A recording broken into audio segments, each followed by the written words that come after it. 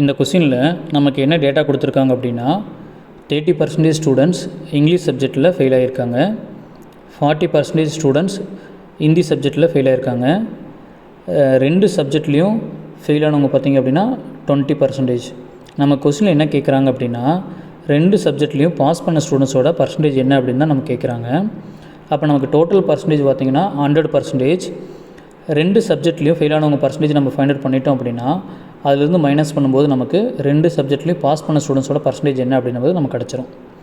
இப்போ கொடுத்துருக்க டேட்டாவில் ஏனுங்கிறத நம்ம இங்கிலீஷ் எக்ஸாமில் ஃபெயிலான ஸ்டூடெண்ட்ஸு, பிங்கிறது என்ன அப்படின்னா ஹிந்தி சப்ஜெக்டில் ஃபெயிலான ஸ்டூடெண்ட்ஸு.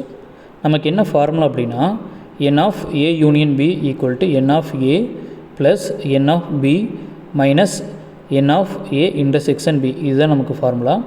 n of a அப்படிங்கிறது என்ன அப்படின்னா இங்கிலீஷ் சப்ஜெக்டில் ஃபெயில் ஆனவங்க 30% ப்ளஸ் n of b அப்படிங்கிறது என்ன அப்படின்னா ஹிந்தி சப்ஜெக்டில் ஃபெயில் ஆனவங்க 40% minus n of a intersection b அப்படிங்கிறது ரெண்டு சப்ஜெக்ட்லேயும் ஃபெயில் ஆனவங்க 20%. இப்போ இதை சால்வ் பண்ணிங்க அப்படின்னு நமக்கு என்ன கிடைக்குன்னா 50% கிடச்சிரும்.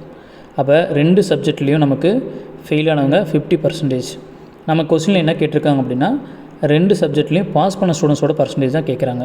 அப்போ 100% மைனஸ் 50% கொடுத்தோம் அப்படின்னா நமக்கு 50% ஸ்டூடெண்ட்ஸ் வந்து ரெண்டு சப்ஜெக்ட்லேயும் நமக்கு பாஸ் பண்ணியிருக்காங்க. அப்போ கொடுத்துருக்க ஆப்ஷனில் ஏ வந்து கரெக்டான ஆப்ஷன்ஸ். தேங்க்யூ.